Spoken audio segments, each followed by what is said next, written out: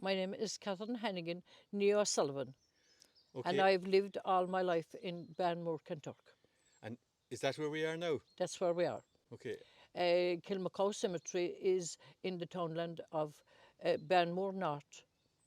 Were your O'Sullivans here from Banmore? Yeah, since the 1700s, the Okay. oldest family, Okay.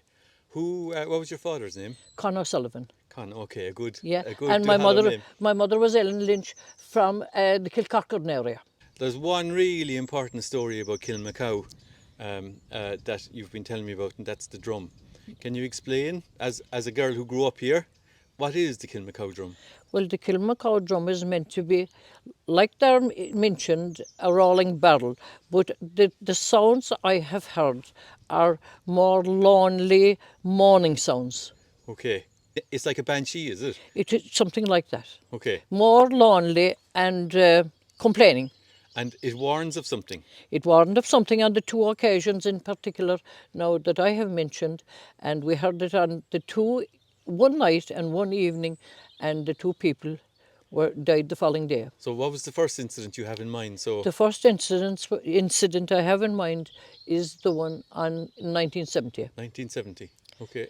My mother saying that the Kilmacow Drum was out that night, Right. and this man in the Kentucky area died that night. His parents are buried here in Kilmacow. So the sound of the rolling drum sound was Yeah, heard that night, that night. Okay. March 1970. Okay. Yeah, in 2009. 2009. That was the last time that I thought I heard a sound. And now nobody told this. This Nobody is your told story. me. I'm there myself. Right. Nobody And told this me is what you anything heard. about this. This is what I heard. Okay. And I heard this lonely, mourning, complaining sound, which I thought came from the Kilmacow side, and I heard it in our own yard. Okay. And I brought my son to hear this sound. I told him come out to hear it. right. And we spoke about it. I didn't mention it at that particular time. It was he did. And he said to me, you know, that's the Kilmacow Drum. Someone from Banmore will die tonight. Okay. How it was heard more in the past than in the present era, Yeah. and just your thoughts on that. So Yeah. I'll ask you that question now. Yeah. Okay. Can I just read this out again now for what I have said there? Do so. Can Catherine about changes and in the old days people might believe in fairies, and we definitely believed in banshees. Yes. And we were afraid of them. But a lot of that is changing now. Yeah, everything has changed. The lights were seen at night by people walking along the roads, particularly coming and going from wakes. People had only oil lanterns and flashlights. Some people were afraid.